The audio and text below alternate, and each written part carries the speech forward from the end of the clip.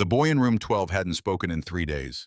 His wrist was shattered, his ribs were taped, and the man coming to take him home tonight was the same man who put him there. Nobody in that hospital was going to stop it. Nobody who worked there anyway.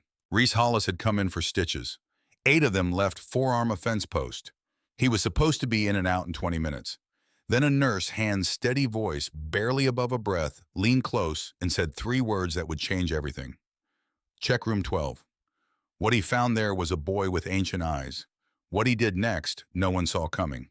Reese Hollis pulled his Harley into the St. Francis Hospital parking lot on a Tuesday afternoon in late October when Tulsa's skies had turned the color of old pewter and the wind carried the first real bite of approaching winter. He cut the engine and sat for a moment, the silence pressing in around him like something physical. His left forearm was wrapped in a blood-soaked rag, a gas station paper towel really held in place by a strip of electrical tape he'd found in his saddlebag. The gash wasn't deep enough to kill him, but it was deep enough to need stitches, and Reese Hollis, at 44 years old, had learned to know the difference. He swung his leg off the bike and straightened to his full height, 6'4". The Hell's Angels patch on the back of his cowhide vest caught the pale afternoon light, the death's head grinning at anyone who looked too long. 2 women walking toward the hospital entrance noticed him first. One grabbed the other's arm. They changed their path, giving him a wide berth, and pushed through the doors without looking back. Reese had stopped noticing that a long time ago. The automatic doors slid open, and the antiseptic smell of the hospital hit him like a cold wave. Fluorescent lights, linoleum floors the color of dirty cream. A television mounted in the corner of the waiting room playing a cooking show on mute. 4 rows of plastic chairs, most of them occupied. The conversations that had been happening died out one by one as he walked to the reception desk. The young man behind the desk, a kid barely 20 name tag reading Desmond, looked up and went visibly pale. "I need stitches," Reese said. He unwrapped the paper towel enough to show the gash on his forearm, caught it on a fence post. Desmond blinked. His eyes moved from Reese's face to the patch on his vest to the tattoos. The flames climbing Reese's neck. The names inked across his knuckles. The faded eagle spread across the back of his left hand. "Of course," Desmond managed. "I'll need your insurance card and a photo ID." Reese produced both from his wallet without comment. Desmond processed them with hands that weren't quite steady. A security guard materialized from somewhere to Reese's left. He was heavy-set mid-50s with a gray mustache and the posture of a man who had once been more formidable than he currently was. His name tag read Burke. He positioned himself 6 feet away and did not try to be subtle about it. Reese didn't acknowledge him.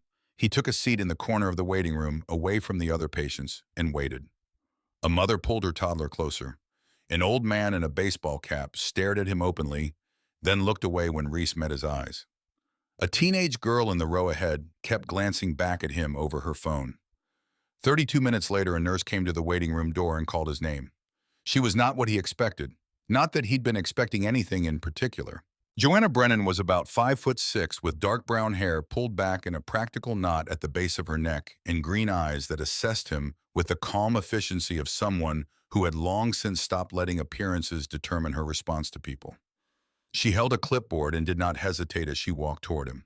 She did not glance at his vest. She did not look at the security guard who was still hovering. "Mr. Hollis," she said, extending her hand. "I'm Joe. I'll be taking care of you today." He shook it. Her grip was firm. "Reese," he said. "Reese," she repeated simply as though it were just a name and not a test. "Let's get you to a room and take a look at that arm." She led him down the corridor with the brisk confidence of someone who had walked these halls 10,000 times. She asked him standard intake questions. When did it happen? How deep did it feel? Any numbness or tingling in the fingers? And she listened to his answers and wrote them down without editorializing. "You're going to need about 8 stitches," she said, examining the wound under the exam room light. "It's clean. You must have washed it out."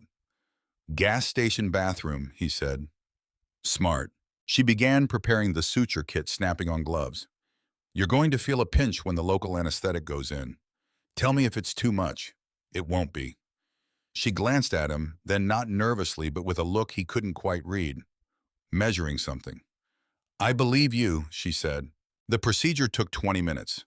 She worked with precise, unhurried movements, and when she was done, she dressed the wound and gave him aftercare instructions in a tone that treated him like an adult, capable of following them. He was. "You'll want to keep it dry for 48 hours, she said, snapping off her gloves. Come back in 10 days to have the sutures removed or see your regular doctor if you have one. I don't. Then come back here. She began making notes on his chart. A moment passed, then another. Reese was about to stand when she spoke again, and this time her voice was different, quieter, stripped of its clinical efficiency, carrying something underneath it that he recognized instinctively as controlled fear. She didn't look up from the chart. "Mr. Hollis," she said just above a whisper, "before you leave." A pause. "Check room 12. He looked at her. She kept her eyes on the clipboard. Her pen moved as though she was still writing normal notes, but her jaw was tight and there was a tension in her shoulders that hadn't been there 60 seconds ago. "Room 12, she said again. "End of this hall. Left side." Then she picked up her clipboard, gave him a professionally neutral nod, and walked out. Reese sat in the exam room for a moment, staring at the closed door. Then he stood up, put on his vest, and turned left. The corridor was quieter at this end of the wing. The nursing station was positioned near the center of the hall, and by the time Reese reached the far end, the ambient noise of the hospital beeping monitors hushed conversations. The distant clatter of a meal cart had faded to something almost like silence. Room numbers counted down on the doors to his left. 14, 13, 12. He stopped. The door to room 12 was partially open. Through the gap, he could see the edge of a hospital bed and the pale blue curtain that divided the room. He could hear faintly the sound of a television, a cartoon by the sound of it, something with exaggerated sound effects and a bright, cheerful theme. Reese pushed the door open slowly and stepped inside. The boy was sitting up in the bed on the near side of the curtain. He looked to be about 8, maybe 9 small for his age, with dark circles under his eyes and a stillness about him that children that age rarely had. His left arm was in a brace. There was a bandage over his right eyebrow.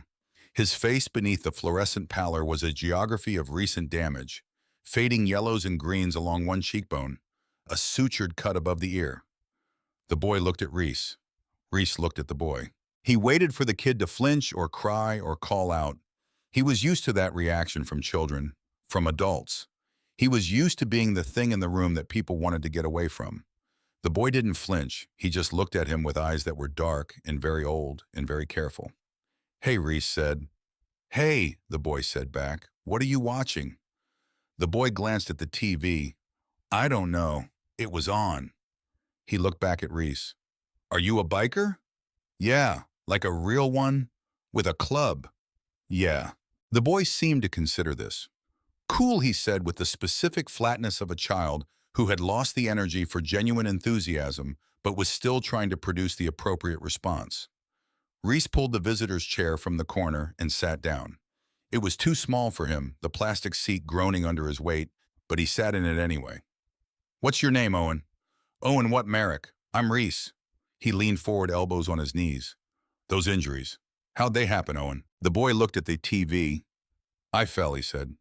The words came out pre-formed, automatic, the way a line from a memorized script comes out without the micro-hesitations of actual memory. Reese had heard that particular tone of voice before. He'd used it himself once, a very long time ago, in a different life. "Okay," he said. He didn't push. He sat back. "How long have you been here?" 3 days. Anybody been to visit you?" A pause that lasted one beat too long. "My stepdad came yesterday." "What about your mom?" Owen's jaw moved. "She's in the hospital too." "Different hospital." His voice didn't break, but it thinned. "She got hurt too when I fell." Reese was quiet for a moment. Outside the window, a cloud moved across what was left of the afternoon light, and the room dimmed slightly. Somewhere down the hall, a monitor beeped in its steady, indifferent rhythm. "Is your stepdad coming back today?" "Tonight, maybe. He said he'd come after work." Something moved behind the boy's eyes. Not anticipation. The opposite of anticipation. "He's going to talk to the doctor about taking me home." Reese noticed something then, a corner of paper sticking out from under Owen's pillow. The boy's good hand moved to cover it, but not quickly enough. "What's that?" Reese asked gently. Owen hesitated, then slowly pulled out a small sketchbook, the kind with a black cover and spiral binding. The pages were worn bent at the corners. "I draw sometimes," Owen said quietly. "Can I see?" Owen opened it carefully. The pages were filled with pencil drawings. But these weren't the bright, cheerful images most 9-year-old boys would draw. These were different. Every page showed the same thing. A large figure, dark, almost completely black like a shadow, sometimes standing in a doorway, sometimes looming over a smaller figure, sometimes with an arm raised. The smaller figure was always the same size, always in the corner, always trying to be small. I practiced drawing shadows, Owen said, his voice barely audible. They hide things. Reese felt something cold settle in his chest.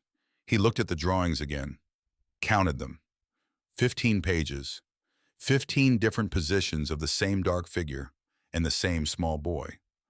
These are really good, Reese said carefully. You're talented. Owen closed the sketchbook quickly and shoved it back under his pillow. They're just drawings, he said, just practicing, but his hands were shaking. Reese stood up. I'll be right back, he said. He found Joe at the nursing station updating a chart. She didn't look up when he approached, but he could see from the slight shift in her posture that she knew he was there. The boy, he said quietly. Owen Merrick. Room 12, she said, still not looking up. Admitted 3 days ago. Multiple fractures. Fractured wrist. Lacerations consistent with blunt force trauma. Her pen moved across the chart. Official report says he fell down the back porch steps. His mother, Bethany Lakewood Regional, admitted the same night. Fractured orbital socket and a broken collarbone. Also fell.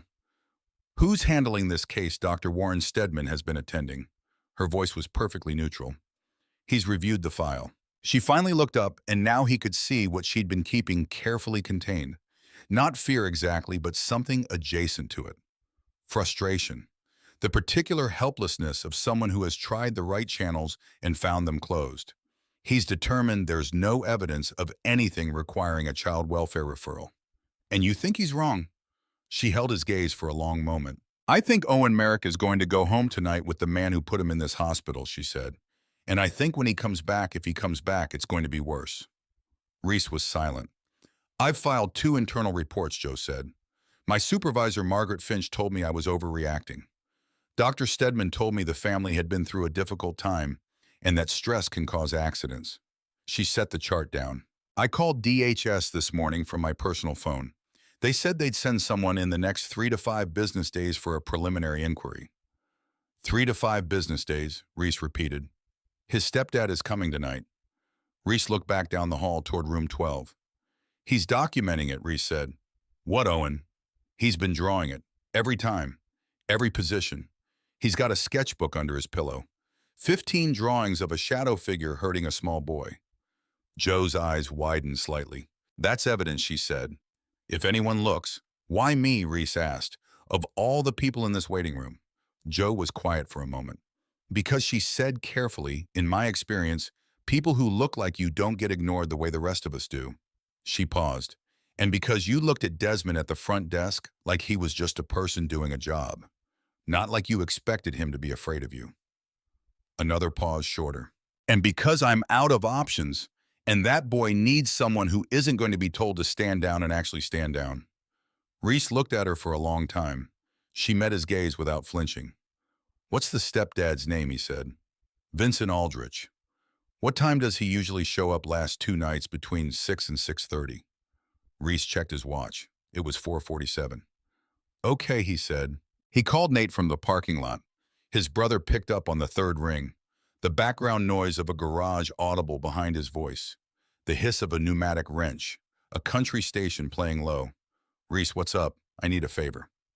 A brief silence. Nate Hollis had left the Angels 4 years ago, quietly, without the kind of exit that usually required people to pick sides. He ran an auto repair shop now.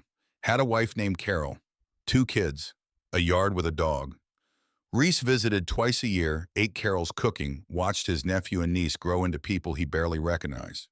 It was a life that made no sense when held next to his own, and he'd never said so. What kind of favor, Nate asked. Legal kind. I need you to call your buddy at the DA's office. Harkins, the one you went to school with. Tell him there's a kid at St. Francis Hospital. Room 12. Owen Merrick, 9 years old, showing textbook abuse injuries. Tell him the attending physician cleared it, and DHS is 3 to 5 days out. Tell him the stepfather, Vincent Aldrich, is coming tonight to take the kid home. Silence on the other end. The pneumatic wrench stopped. Reese. The mom's at Lakewood Regional. Same story. Worse injuries. He paused. I'm going back inside. I need someone who can make a call that actually moves things. You can't just... Nate stopped, started again. You're going to stay there. Yeah, you know how that's going to look. You know what they're going to... I know. Another silence longer. Harkins owes me, Nate said finally. I'll call him. Thanks. Reese? His brother's voice shifted into something that didn't have a clean name. Be careful. Always. He went back inside. The next hour passed slowly. Reese sat in the chair beside Owen's bed, and they watched the television together without much commentary. At some point, a dinner tray appeared. A pale chicken breast, green beans the color of fatigue, a carton of apple juice. Owen ate without appetite mechanically and pushed the tray aside. You got any family? Owen asked eventually. A brother. Are you close? Reese thought about it honestly. We weren't for a long time. We're getting there. Owen nodded as though this confirmed something. My real dad lives in Tucson, he said. I haven't seen him since I was 4. He was quiet for a moment. He sends birthday cards sometimes. He spelled my name wrong once. Owen with an A instead of an E. He said it without apparent bitterness, just as a data point, a thing that had happened. How long has your stepdad been in the picture? Reese asked. 3 years. Owen looked at his bandaged wrist. He wasn't like this at first. Reese didn't say anything. He lost his job last spring. Owen continued. Then things got... He trailed off, and the trail off contained more than the words would have. There was a memory that lived in Reese Hollis like a scar, not the kind that showed on the outside, the kind that wrapped around the bones and stayed there. He was 7 years old. It was 1987, a different hospital, a different city. But the same fluorescent lights, the same antiseptic smell, the same feeling of being a small thing in a world that had sharp edges everywhere you turned. His father had put him there, broke 2 ribs and fractured his left arm. Told the doctor Reese had fallen off the jungle gym at school. The doctor had looked at Reese with tired eyes and asked if that was true. And Reese, 7 years old and terrified, had nodded. Because that was what you did. You nodded. You agreed. You didn't make it worse. The doctor had believed him, or pretended to.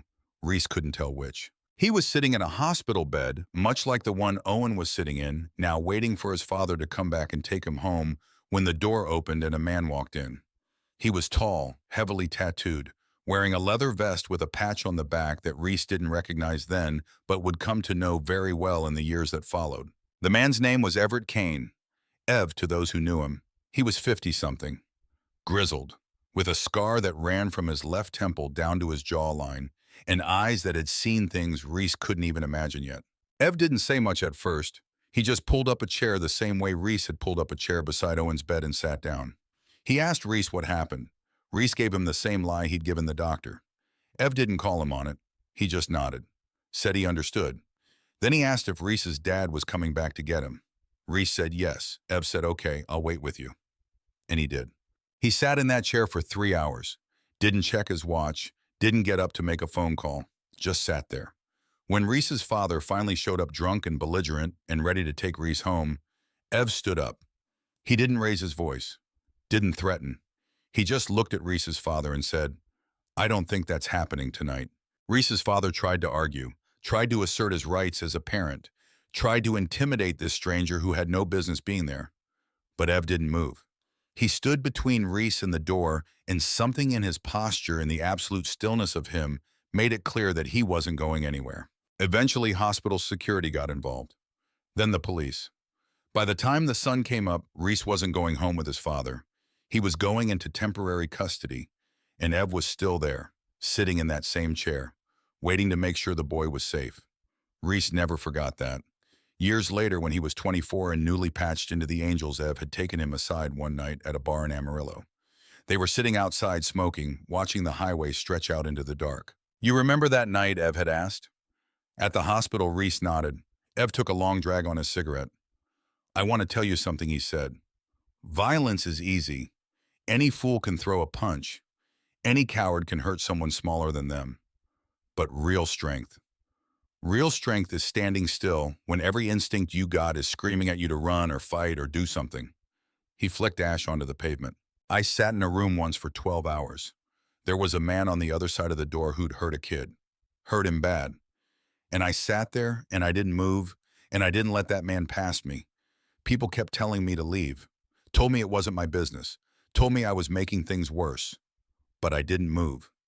He looked at Reese then, and his eyes were clear and hard. He broke first. They always do. You just got to be willing to stay longer than they can stand. He stubbed out his cigarette. You'll have your moment someday, Reese. Don't miss it. Reese sat in that plastic chair beside Owen's bed, and he thought about Everett Kane, about the man who had stayed when he could have left, about the lesson Ev had spent a lifetime trying to teach him. And he understood with a clarity that felt like cold water that this was it. This was the moment Ev had been talking about. At 6:08, Margaret Finch appeared in the doorway. She was a compact woman in her early 50s with the kind of authority that came from years of managing both patients and personnel. And she took in the scene in room 12, a fully patched Hell's Angel sitting beside a pediatric patient's bed with an expression that moved from surprise to professional alarm in about 2 seconds. Sir, she said, I'm going to need you to leave this room. Reese looked at her calmly. I'm visiting. You're not listed as a family member or approved visitor for this patient. Owen Reese asked, do you mind if I stay? The boy shook his head. He says he doesn't mind, Reese said.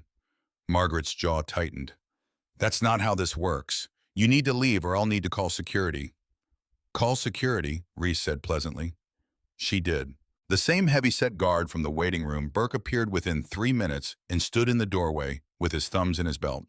Behind him, Dr. Warren Stedman materialized.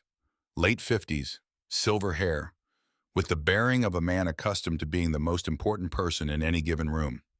He looked at Reese with the specific contempt of someone who has decided what a person is and has no interest in revising that assessment. I'm Dr. Stedman, he said. This is a medical facility. You have no authorized reason to be in this patient's room. I'm a concerned citizen, Reese said. You're a liability. Stedman's voice dropped, going for something authoritative. I've reviewed this case thoroughly. There is no evidence of anything other than an accidental injury, and this child's legal guardian will be taking him home this evening. What you're doing is interfering with that process. I'm sitting in a chair, Reese said. Don't be glib with me. I'm not being glib. I'm sitting in a chair. That's all I'm doing. He held Stedman's gaze steadily. If you want to call the police and explain to them why you're trying to remove a private citizen from a voluntary conversation, you're welcome to do that. Stedman's face reddened.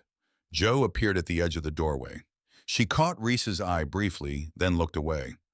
This man was treated and discharged, Margaret said.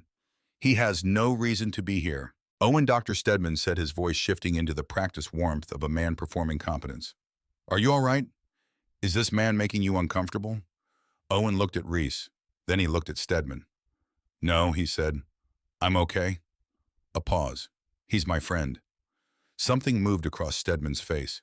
Quick, barely visible, the shadow of a calculation. He straightened.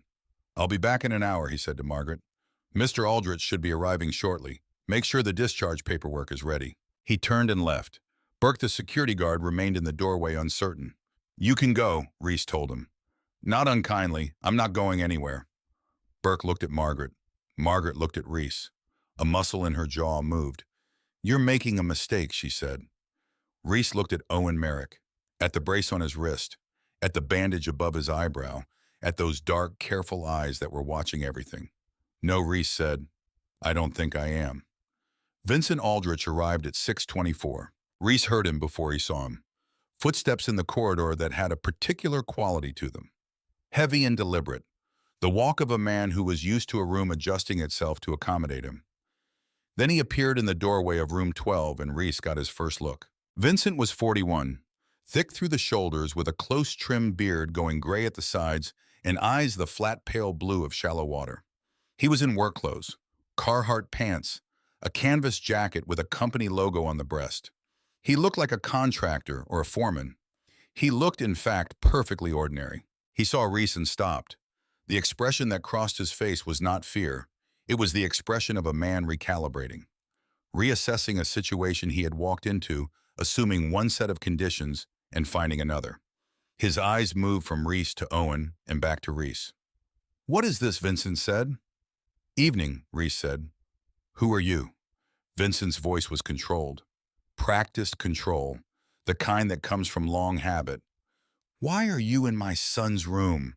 stepson Owen said quietly from the bed. Vincent's gaze snapped to the boy with a speed that was reflexive.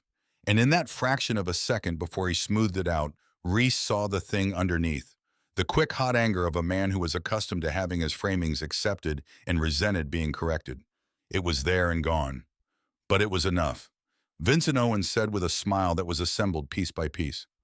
"Buddy, how are you feeling?" "Okay," Owen said. Vincent looked back at Reese. "I'm going to need you to leave. This is a private family matter." "I was invited," Reese said. "By who?" "By Owen." Vincent's jaw shifted. He was doing the math now. Reese could see it, sizing him up, calculating, deciding whether to push. He glanced at the Hells Angels patch. His eyes lingered there for a moment. "Look," Vincent said, shifting tones going for reasonable man to man. "I don't know what you think you know, but this is none of your business. Owen had an accident. His mother had an accident. These things happen." He spread his hands in a gesture of openness. "I know it looks bad. I know how it probably seems to someone looking from the outside. But this family has had a rough year, and we don't need a stranger making things harder." "I'm not making anything harder," Reese said. "I'm sitting here. I'd like you to leave." "I know." Vincent's face went through a rapid internal sequence. Then he straightened, made a decision. "I'm going to get the doctor," he said. He looked at Owen. "Buddy, start getting your things together. We're going home tonight." He left. Owen sat very still. "Reese," he said quietly. "Yeah, he's going to get Dr. Stedman." A pause. "Dr. Stedman likes him. They went to the same college or something. He told my stepdad that the first day."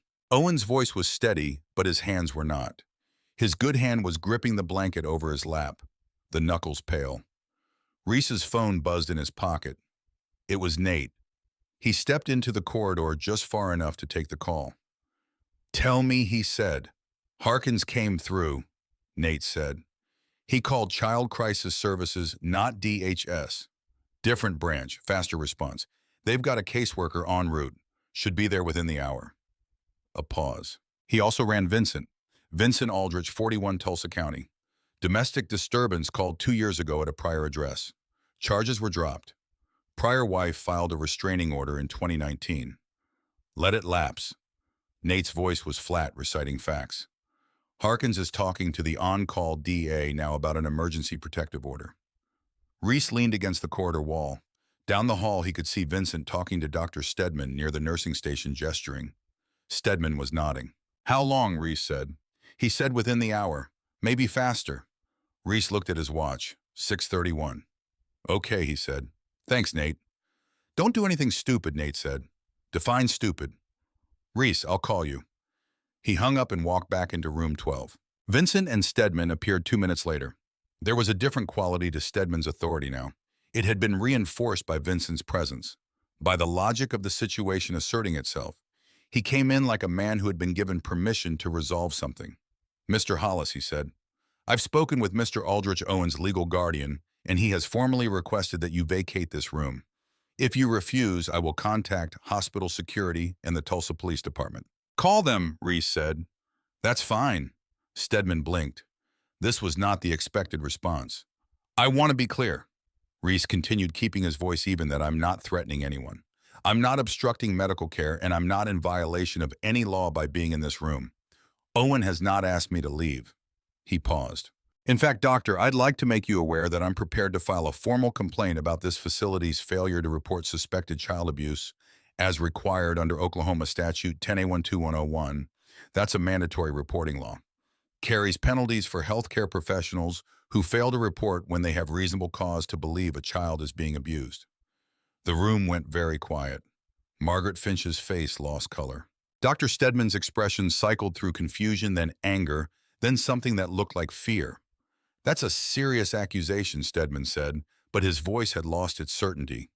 "It's a serious law," Reese said.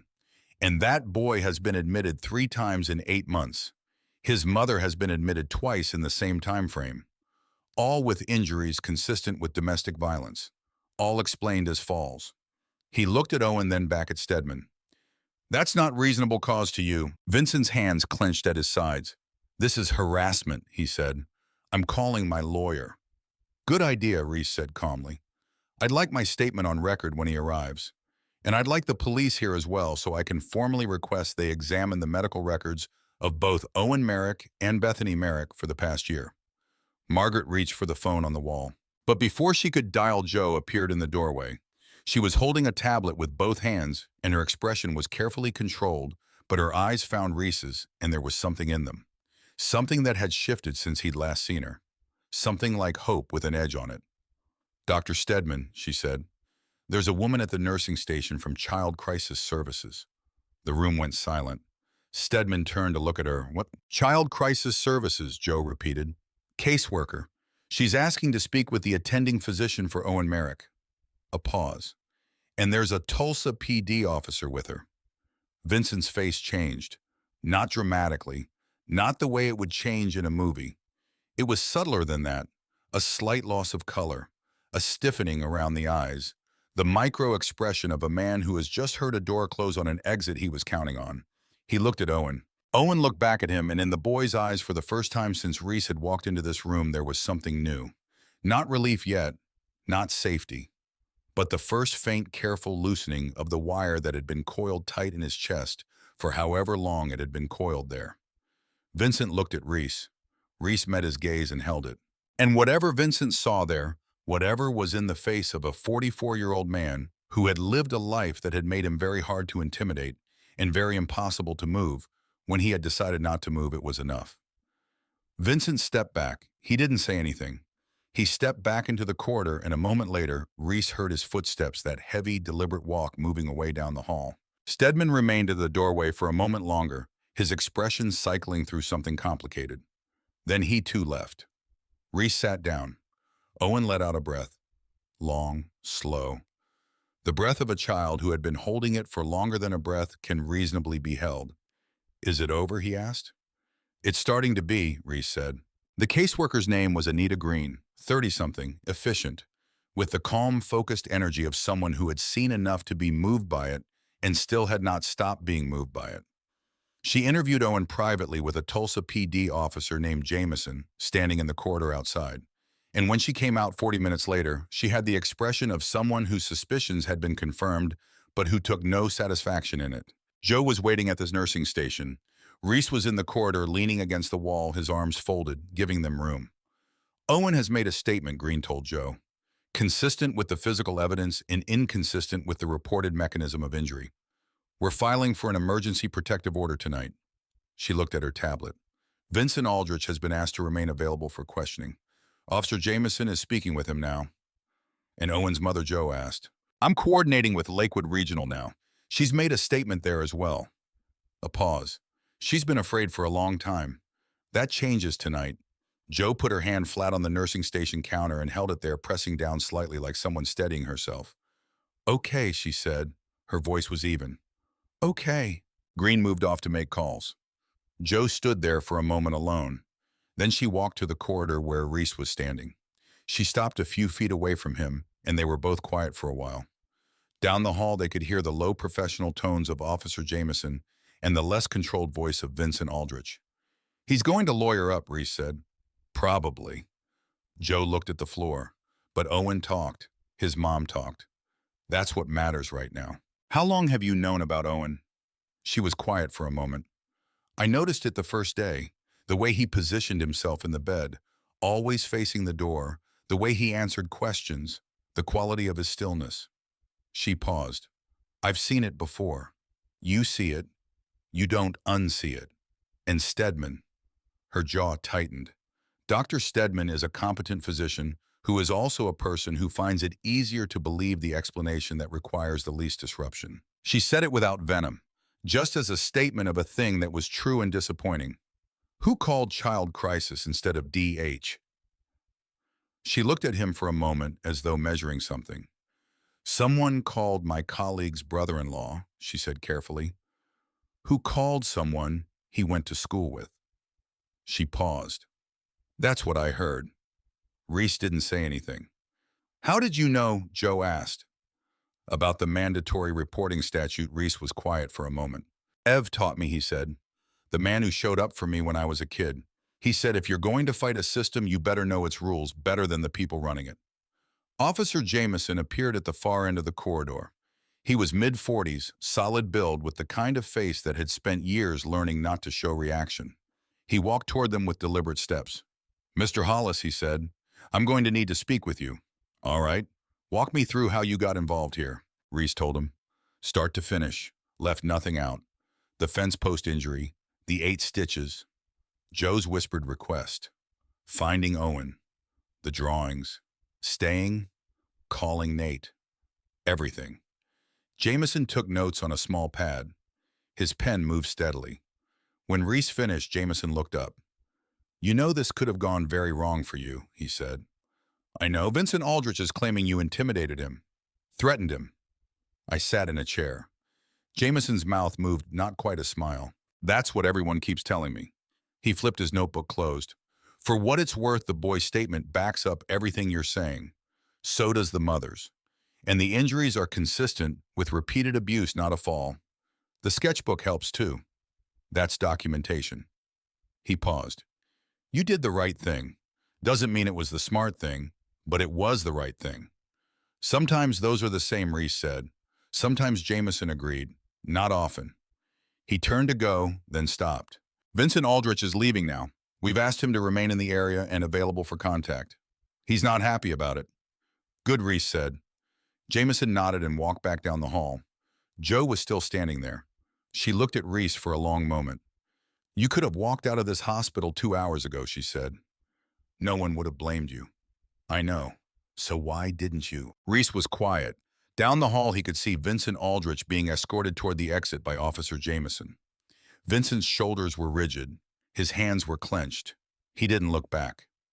Because I know what that kid was feeling, Reese said finally. Sitting in a room, waiting for the person who hurt you to come back. Counting the minutes, pretending everything's fine because that's the safest thing to do. He looked down the hall toward room 12. I know what it's like when nobody shows up. He paused, and I know what it's like when somebody does. Joe didn't say anything immediately. When she spoke, her voice was quiet. Who showed up for you? A man named Everett Kane. Not a good man by most definitions. But he showed up. Reese's mouth moved in something that was not quite a smile. I've been paying that forward for a long time, in ways that probably don't look like it from the outside. No, Joe said. They look exactly like it from where I'm standing. The hospital seemed different after Vincent left. The tension that had been coiled in the air, invisible but present, began to dissipate. Nurses moved through the corridors with less urgency. The fluorescent lights seemed less harsh. Or maybe that was just Reese's perception shifting. He went back to room 12. Owen was sitting up in bed, the TV still on but muted now. The boy looked at him when he entered. Is he gone? Owen asked. Yeah, for good. For tonight, maybe longer. Depends on a lot of things. Owen nodded, slowly processing this. What happens now? Reese sat down in the chair again. The caseworker, Ms. Green, she's arranging for you to stay somewhere safe. Not with Vincent. Not until everything gets sorted out. What about my mom? Your mom's at Lakewood. She's going to be okay. She told them what happened. The truth. Owen's eyes filled, but he didn't cry. He just blinked and looked at the ceiling for a moment. I wanted to tell, he said. I wanted to tell so many times. But he said if I did, they'd take me away and I'd never see her again. And I thought maybe if I just made it through, she'd get better and we'd leave and it would stop. His voice was small, but it didn't stop. No, Reese said. It never does. Not on its own. Owen looked at him. Did someone hurt you when you were a kid? Yeah. Did they stop? Not until someone made them. Who? A man named Everett. Owen was quiet for a moment. Is that why you stayed, because of him? Partly, and partly because I looked at you and saw myself. And I remembered what it felt like to think nobody was coming. You came, Owen said. Yeah, I did. They sat in silence for a while. The TV flickered through scenes without sound. Outside the window, the October sky had deepened to full dark, and the lights of Tulsa spread out like scattered stars. Anita Green returned at 7:45. She had a folder under one arm and the kind of professional warmth that came from years of doing difficult work with care. Owen, she said, coming to stand beside the bed, I've arranged for you to stay with a foster family tonight. Her name is Iris Whitmore. She's very kind. She's been doing this for a long time. Owen looked uncertain. How long do I have to stay there? We're not sure yet. It depends on what happens with your mom's recovery and some other factors. But you'll be safe there. That's the most important thing right now. Can I see my mom? We're working on that. She needs a little more time to heal, but yes, we'll arrange visits as soon as we can. Owen nodded. He looked at Reese. Will you be there at the foster place? No, Reese said. But Ms. Green has my number. If you need anything, she can call me. Anita glanced at Reese, then back at Owen. Mr. Hollis isn't part of the official care plan, she said gently. But I'll make sure you have ways to stay in touch if that's something you want. Owen nodded again. He seemed to be running out of words. Iris will be here in about an hour, Anita said. In the meantime, is there anything you need? Owen shook his head. Anita smiled and left the room. Reese and Owen sat together in the quiet. After a while, Owen spoke. What's it like being in a foster home? I don't know, Reese said. I never went to one. What happened to you? I stayed with family for a while. Then I got older and found my own way. With the bikers? Yeah. Do you like it? Reese thought about that. It's my life, has been for a long time. Some parts are good, some parts aren't. But it's mine. Owen seemed to consider this. I don't know what my life is going to be like now, he said. No, you don't, but that's not always a bad thing. It feels bad. I know. But you're going to be okay, Owen. It's going to be hard for a while. But you're going to be okay. Owen looked at him with those old, careful eyes. How do you know? Because you're still here. And you told the truth. And that takes more strength than most people have. The hour passed. Nurses came and went, checking Owen's vitals, bringing water, adjusting the bed. Joe stopped by once briefly and gave Reese a small nod before continuing down the hall. Dr. Stedman did not return. At 8:30, Iris Whitmore arrived. She was 60-something. Silver hair pulled back in a loose bun. Kind eyes. She wore a cardigan over a simple dress and carried a cloth bag that clinked softly as she set it down.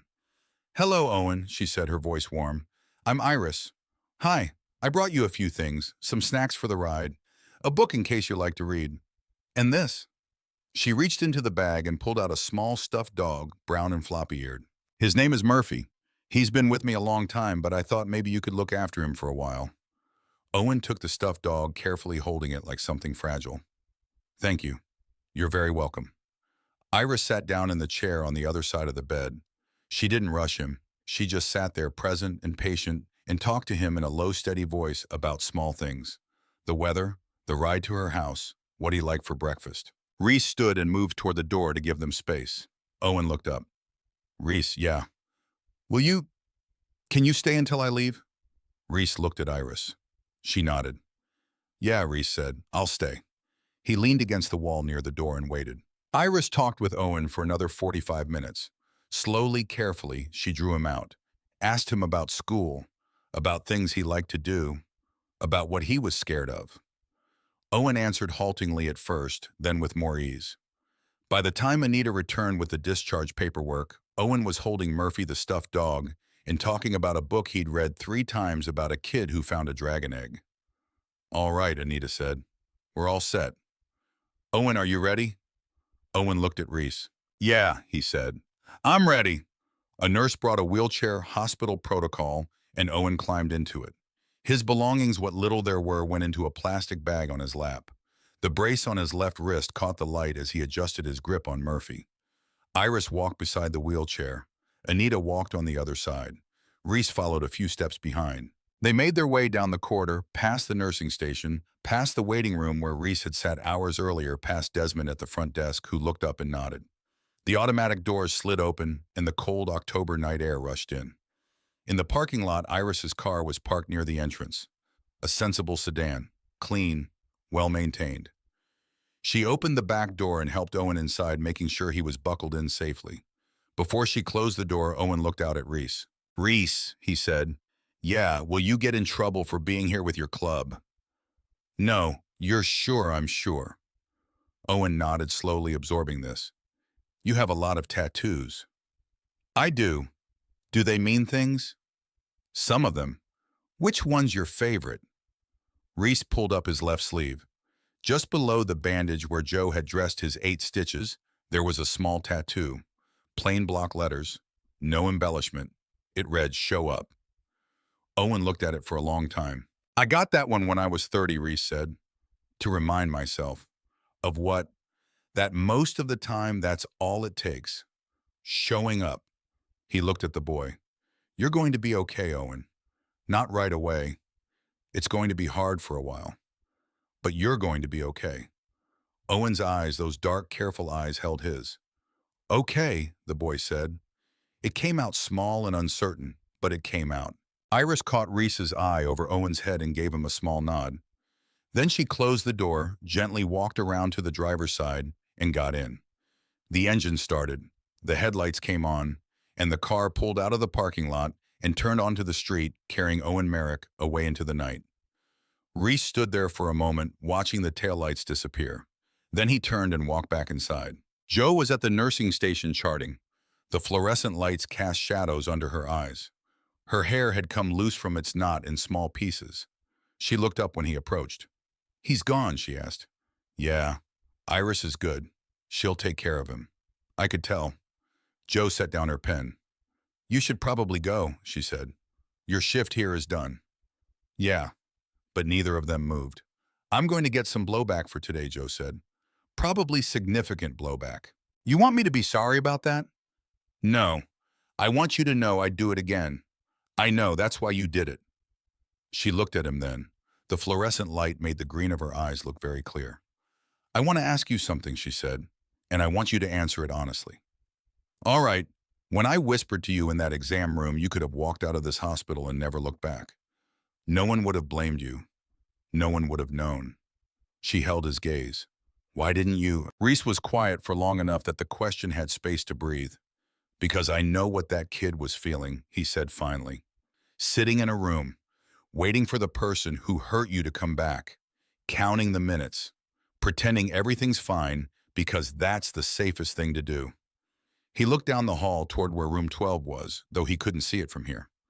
I know what it's like when nobody shows up. He paused. And I know what it's like when somebody does. Joe didn't say anything immediately. When she spoke, her voice was quiet. Who showed up for you? A man named Everett Kane. Not a good man by most definitions. But he showed up. Reese's mouth moved in something that was not quite a smile. I've been paying that forward for a long time, in ways that probably don't look like it from the outside. No, Joe said. They look exactly like it from where I'm standing. They stood there for a moment in the institutional quiet of the hospital. Down the hall, a monitor beeped. Someone laughed softly in one of the rooms. A cart rattled past. What happens now? Reese asked. To Owen, Joe sighed. Child Crisis will do a full investigation. Vincent will likely be charged depending on what the DA decides. Owen will stay in foster care until his mother is well enough to take him back, assuming she can provide a safe environment. If not, he'll stay in the system until they find a more permanent solution. And his mother.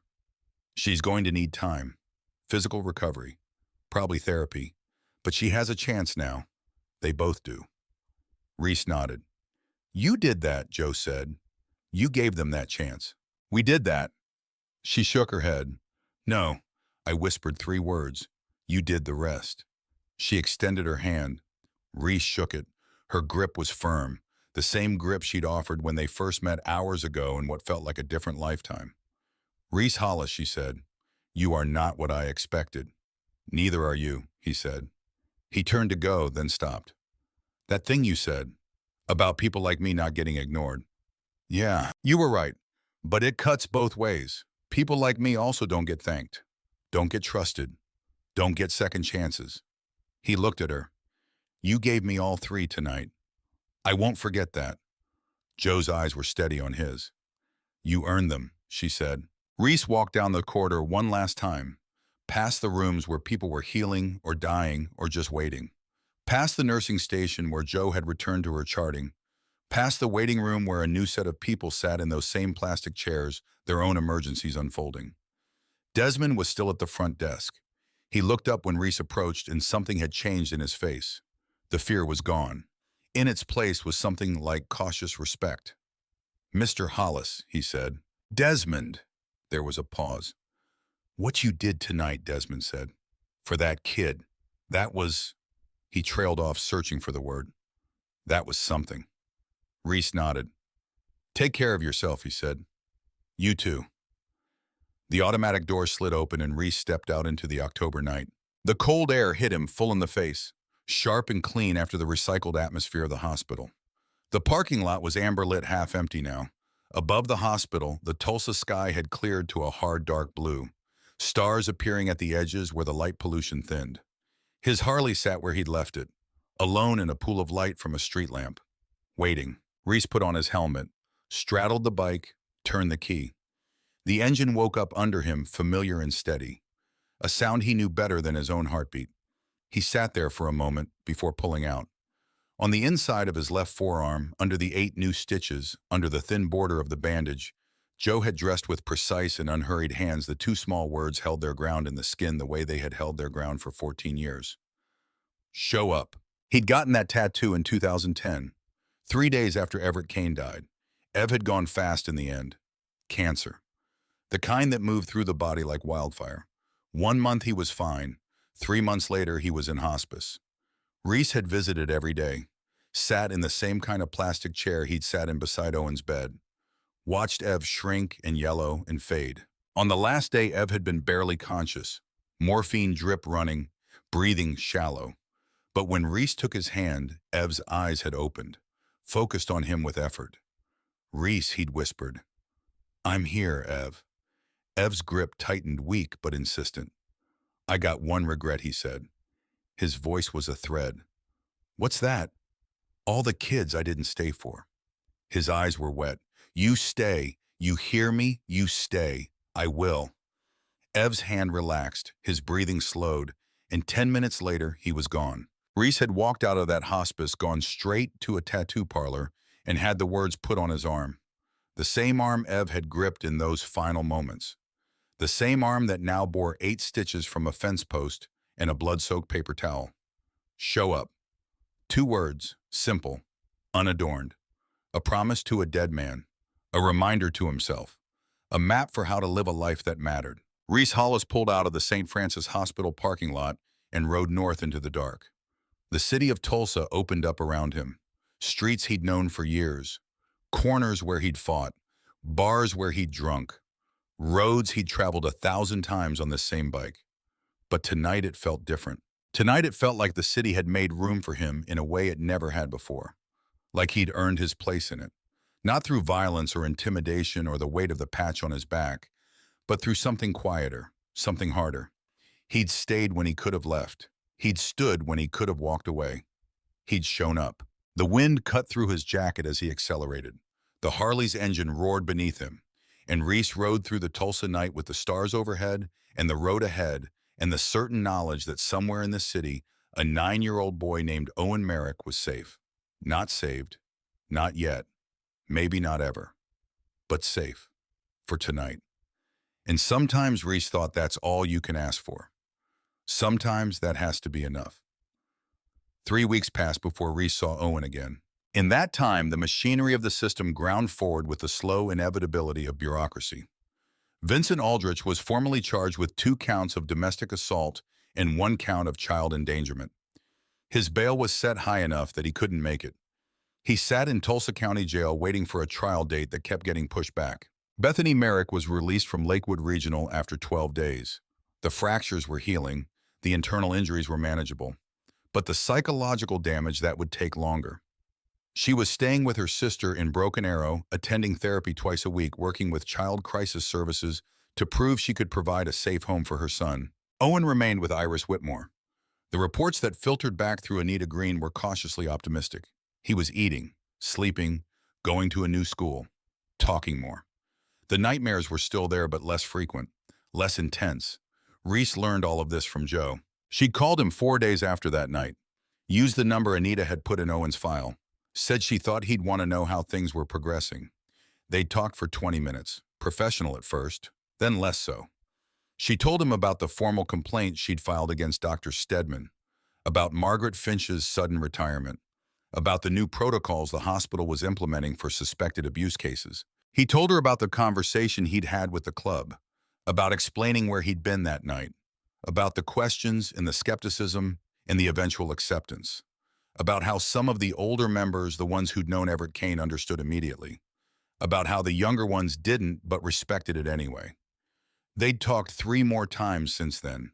Short conversations, updates mostly, but there was something else underneath them, something neither of them had named yet.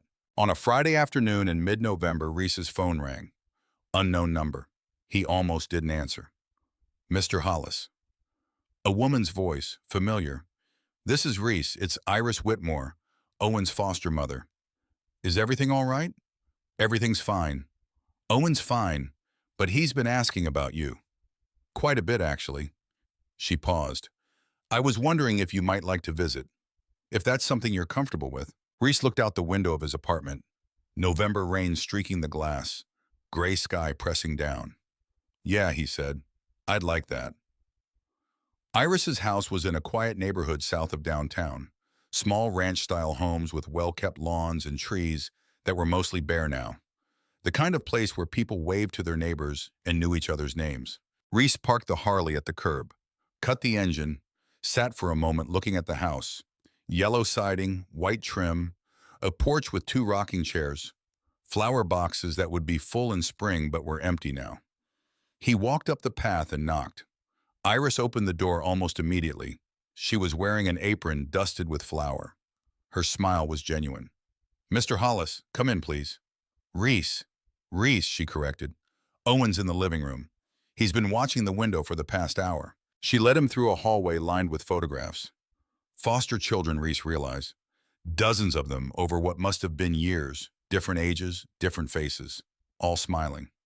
The living room was warm, a fire in the fireplace, bookshelves along one wall, a couch with worn cushions, and sitting on that couch holding Murphy the stuffed dog was Owen. The boy looked up when Reese entered. His face did something complicated, relief and uncertainty and something that might have been joy all mixing together. Hey, Reese said. Hey.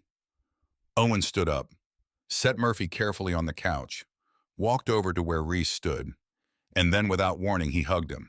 It was quick, awkward, the kind of hug a 9-year-old gives when he's not entirely sure it's allowed, but needs to do it anyway. Reese stood there surprised, then put one hand on the boy's shoulder. Owen stepped back. His face was red. Sorry, he said. Don't be. Iris appeared in the doorway. I'm making cookies. You two talk. I'll bring some in when they're ready. She disappeared back toward the kitchen. Reese sat down on the couch. Owen sat beside him, leaving a careful distance between them. How are you doing? Reese asked. Okay, better than before. School good, it's different. New kids, new teachers. But it's okay. Owen picked up Murphy, held him in his lap. Iris is nice. She lets me read as much as I want. And she doesn't yell. Ever. That's good. Yeah. They sat in silence for a moment. The fire crackled. Outside, the November wind rattled the windows. I heard about Vincent, Owen said quietly. That he's in jail. Yeah. Does that mean he can't come back? Not for a while. Maybe not ever, depending on what happens at trial. Owen nodded slowly. I'm glad, he said. Then quieter. Is that bad? To be glad someone's in jail? No. It's honest. Mom says I should forgive him eventually. That holding on to anger will hurt me more than it hurts him. Your mom's probably right, but forgiveness doesn't mean forgetting, and it doesn't mean letting someone hurt you again. Owen looked at him. Did you forgive the person who hurt you? Reese thought about his father. Dead now for almost 15 years. Heart attack at 56. Reese had gone to the funeral. Stood in the back. Didn't cry. No, he said. I didn't. Maybe I should have. But I didn't. Do you wish you had? Sometimes. Other times I think not forgiving him was what kept me alive. Kept me angry enough to survive. He looked at Owen. But you're not me. And your situation isn't mine. You'll figure out what works for you. Owen was quiet. I dream about him sometimes, he said. Vincent. In the dreams he's coming to take me back. And I'm trying to run, but I can't move. And then I wake up and I'm here, and Iris is in the next room, and I remember it's not real. He held Murphy tighter. But it feels real. I know. Does it get better? Yeah, it gets better. Slower than you want. But it does. Iris returned with cookies on a plate and 2 glasses of milk. She set them on the coffee table, smiled and left again. Owen took a cookie, bit into it, chewed thoughtfully. I've been drawing, he said. Different things now. Not shadows anymore. Yeah. Owen set down the cookie and went to a bookshelf, pulled out a new sketchbook, brought it back and opened it. The pages were filled with pencil drawings, a tree with leaves, a dog that looked like Murphy, a house with a garden, a woman who was probably Iris, and on the last page, a man on a motorcycle. That's you, Owen said, pointing. The drawing was good, better than Reese expected. The proportions were right, the details careful. You're talented, Reese said. Iris says I should keep practicing, that maybe I could be an artist someday. Maybe you could. Owen closed the sketchbook. Will you come back, he asked, to visit again if you want me to? I do. Then I will. They sat together for another hour, ate cookies, talked about small things. Owen told him about the books he was reading, about the new school, about the therapy sessions with a woman named Dr. Kapoor who asked him to draw his feelings and then talk about them. Reese told him about the shop where Nate worked, about the Harley and how long he'd had it, about Tulsa and the places Owen might like when he was older. When it was time to go, Iris walked Reese to the door. Thank you for coming, she said. It means a lot to him. It means a lot to me, too. Iris looked at him with eyes that had seen through 1,000 facades and weren't fooled by his. You know, she said, I've been doing this for 32 years, foster care. I've seen a lot of men come and go from these kids' lives. Fathers, stepfathers, uncles, boyfriends. Most of them mean well. Some of them don't. She paused. But I've never seen anyone like you. Someone with no obligation, no connection, who just showed up and stayed. I had a connection, Reese said. I knew what he was going through. Maybe. But that doesn't explain why you're here now. Why you drove across town on a rainy Friday to sit on my couch and eat cookies. She smiled. You're a good man, Reese Hollis. I don't care what your jacket says or what people think when they see you. I know a good man when I meet one. Reese didn't know what to say to that, so he just nodded. Owen appeared in the hallway behind Iris. He'd been listening. Reese, yeah. Will you come back next week? Reese smiled. Yeah, I'll come back. Promise, promise. Owen grinned. It was the first time Reese had seen him smile like that. Unguarded, real. The next week, Reese got a call from Nate. You sitting down, his brother asked, should I be? Carol wants to invite you to Thanksgiving. Reese was quiet. You still there, Nate asked. Yeah, I'm here. You don't have to come. I know it's not your thing. But she asked and I told her I'd ask you. Tell her yes. Seriously, yeah. Seriously. There was a pause. All right then. Thursday, 2 o'clock. And Reese. Yeah, bring a pie or something. Don't show up empty-handed. I won't. Thanksgiving at Nate's house was strange in ways Reese hadn't anticipated. Not bad strange, just different. The normalcy of it. The ordinariness. Carol answered the door with a hug. Nate's kids, Emma and Jack, 9 and 7, stared at him with wide eyes until their mother told them to stop staring. The house smelled like turkey and stuffing and pumpkin pie. They ate at a table that was too small for everyone, so they set up a card table extension. Nate said grace. Carol served. The kids talked over each other. It was loud and chaotic and warm. After dinner, Nate and Reese sat on the back porch while Carol put the kids to bed. They drank beer and watched the November stars come out. Kids are good, Reese said. Yeah, they are. You did well this whole thing. Nate looked at him.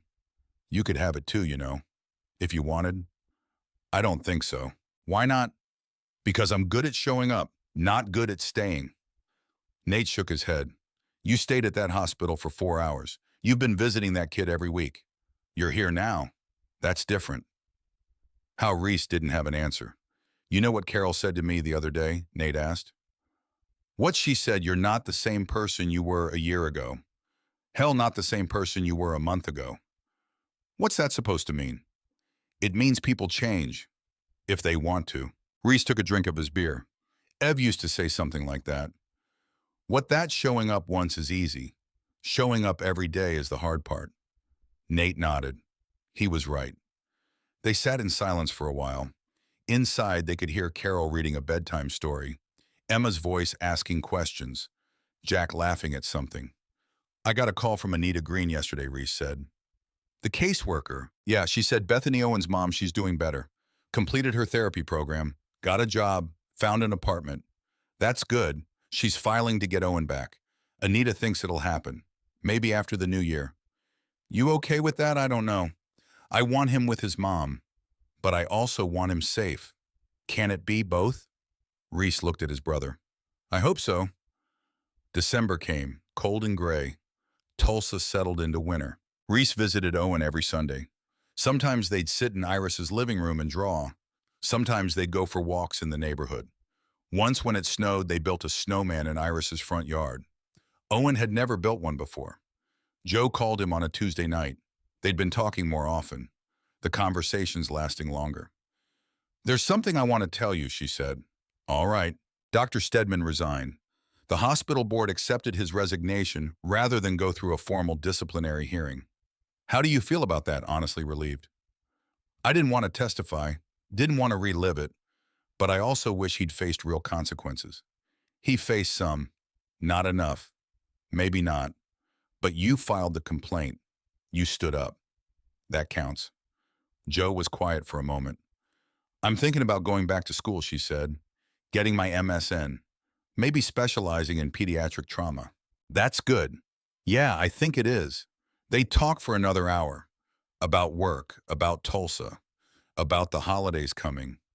When they finally hung up, Reese sat in his apartment and looked at his phone and thought about how strange it was that a fence post and 8 stitches had led to this, to knowing someone like Joe, to being part of Owen's life, to sitting at Nate's table on Thanksgiving, to showing up mattering.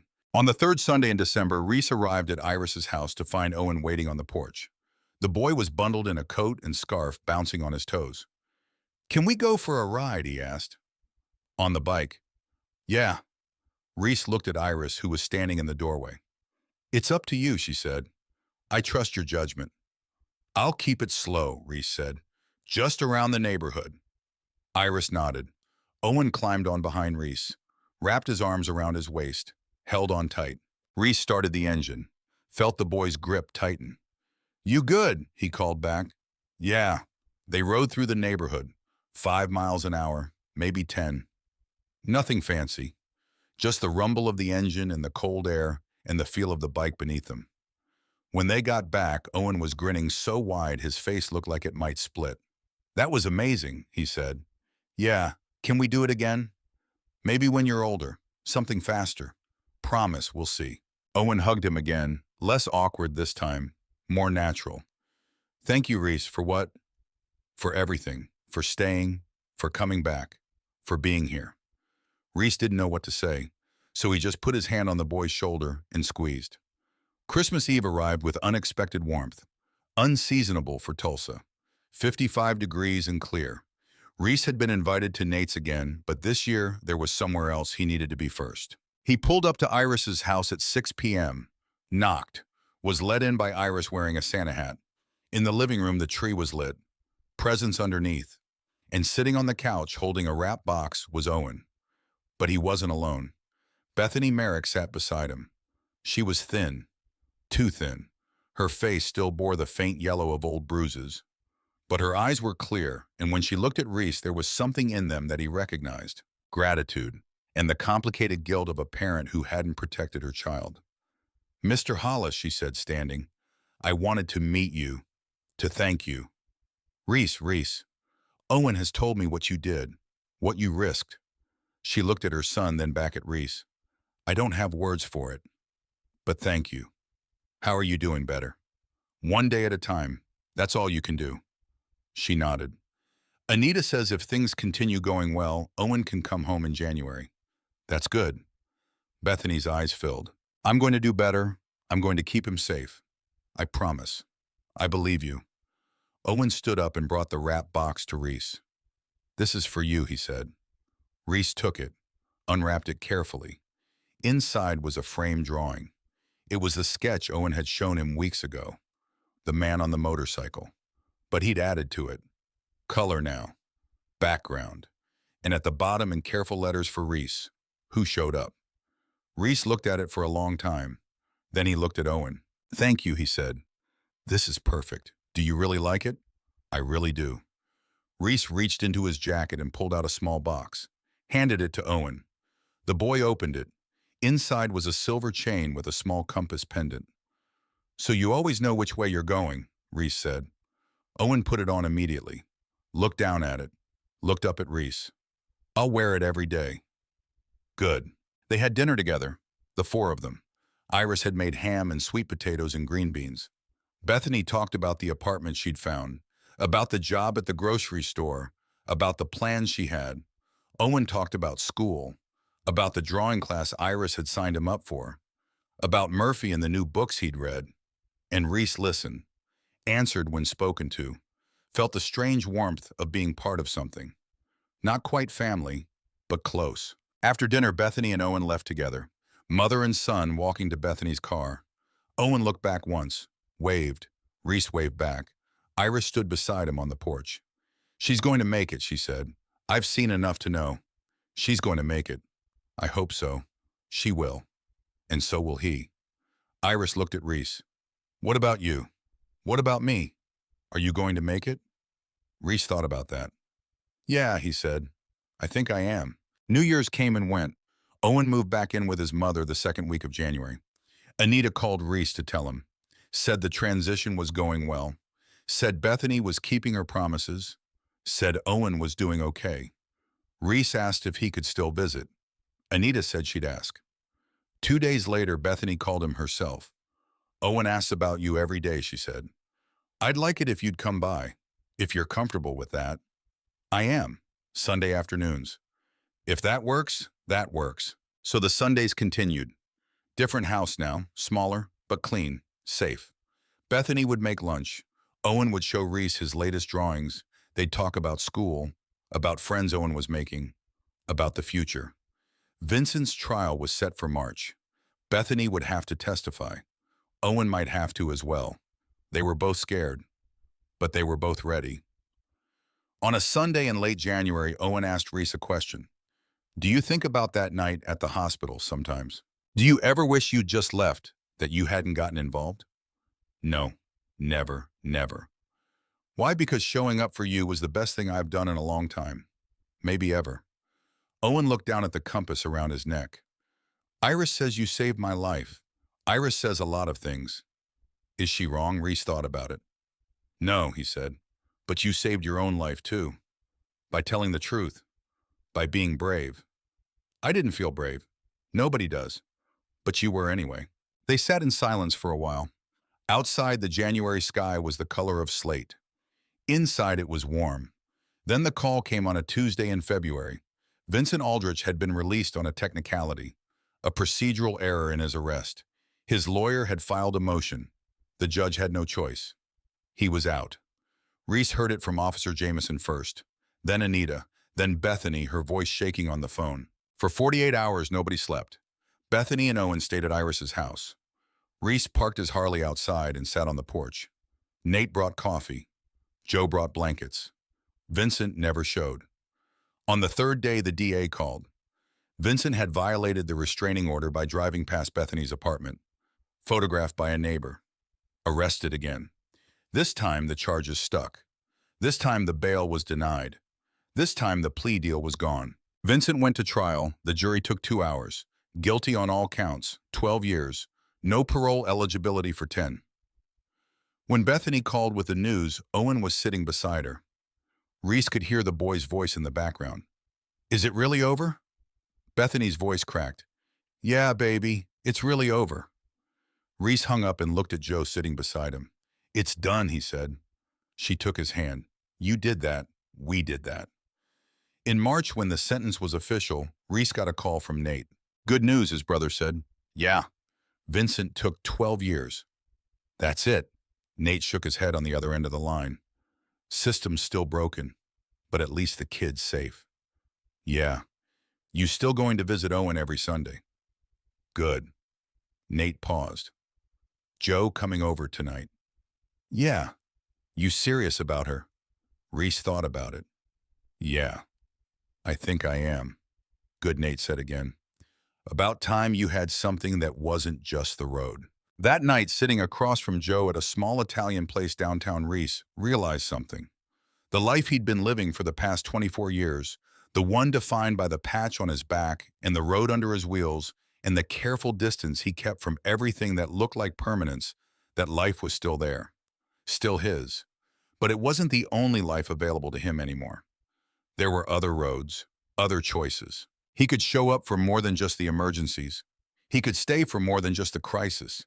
He could build something that lasted. Joe was telling him about her first day of graduate classes, about the professors and the coursework, and how nervous she'd been.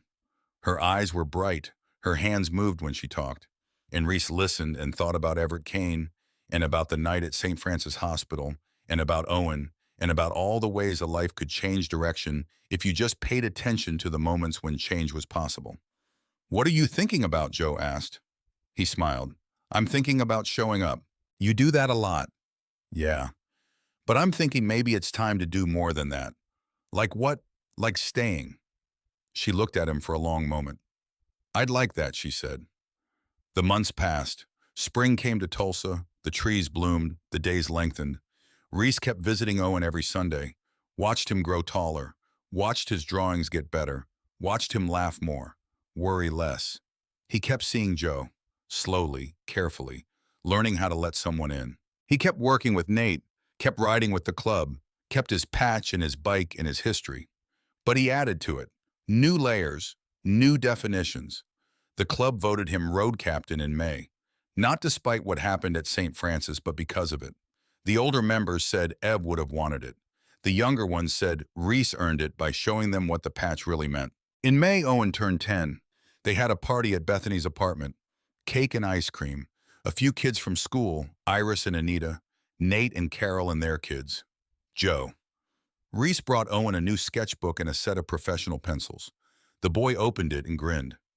"This is perfect," he said. Later, when most of the guests had left, Owen pulled Reese aside. "Can I ask you something?" "Sure. Do you think Vincent will come back?" "When he gets out, I don't know." "Are you scared of him?" Owen thought about it. "Not like I was. Not anymore." "Why?" "Because I know now that there are people who will show up, who will stand between me and him." He looked at Reese. "People like you." Reese put his hand on the boy's shoulder. "Always," he said. On a Sunday in late June, Reese rode his Harley out to the cemetery where Everett Kane was buried. He hadn't been in years, hadn't seen the need, but today felt like the right day. He found the grave easily. Simple headstone. Everett Kane, 1947 to 2010. No flourishes. Reese stood there for a while, the June sun warm on his shoulders, the cemetery quiet except for the sound of wind in the trees. "I did it, Ev," he said quietly. "I showed up. I stayed." He thought about Owen, about Joe, about Nate and Carol and the life that was slowly taking shape around him. "I think you'd be proud." The wind moved through the grass. Somewhere a bird called. Reese pulled up his left sleeve, looked at the tattoo. "Show up." The letters had faded slightly over 14 years, the skin around them marked by the 8 stitches that had healed months ago. But the words were still there, still clear, still true. He stood there for a few more minutes. Then he walked back to his bike, started the engine, rode back toward Tulsa. That evening he sat on Owen's front steps while the boy drew in his sketchbook. Bethany was inside making dinner. Joe was coming over later. "What are you drawing?" Reese asked. Owen held up the sketchbook. It was a man sitting in a chair beside a hospital bed. Simple lines, but you could see the determination in the way he sat. The refusal to move. "That's from that night," Owen said, "when you stayed." Reese looked at it. "You remember it that clearly, some things you don't forget." "No, you don't." Owen set down his pencil. "I'm glad you were there," he said. "Me too, kid." The sun was setting, the sky turning orange and purple. Somewhere down the street, children were playing, their voices high and bright. Reese sat on those steps and watched the day fade and thought about all the nights he'd ridden through the city alone, all the years he'd kept everyone at arm's length, all the times he'd convinced himself that showing up was enough and staying was too much. He'd been wrong. Showing up was the beginning. Staying was the point. The door opened behind him. Bethany leaned out. "Dinner's ready. You staying, Reese?" "Yeah," he said. "I'm staying." Later that night after dinner, after Owen had gone to bed, after Reese had said goodnight to Bethany and was walking to his bike, he looked up at the Tulsa sky. Clear tonight. Stars visible despite the city lights. He thought about a boy in room 12 who hadn't spoken in 3 days. He thought about a nurse who had whispered 3 words. He thought about 8 stitches and a fence post and a decision made in a hospital parking lot. He thought about all the ways a life could turn on a single moment if you were paying attention, if you were willing, if you showed up. Reese Hollis climbed on his Harley, started the engine. But before he pulled away, he looked back at the apartment. The lights were still on. Through the window, he could see Bethany cleaning up the kitchen. Could see Owen's room dark now where the boy was sleeping. Safe, protected, loved. He thought about coming back next Sunday. He would. He pulled out onto the street, rode through the neighborhood. The city opened up around him. Familiar streets, known corners. But everything looked different now, because he was different. The patch was still on his back. The ink was still in his skin. The road was still beneath his wheels. But he wasn't alone anymore. He had shown up, and he had stayed, and that had made all the difference. Reese rode through the Tulsa night with the stars overhead and the city around him, and the certain knowledge that tomorrow he would wake up and Owen would still be safe, and Joe would still answer when he called, and Nate would still be his brother, and the life he was building piece by piece, Sunday by Sunday, moment by moment, would still be there waiting for him to show up. And he would, every time.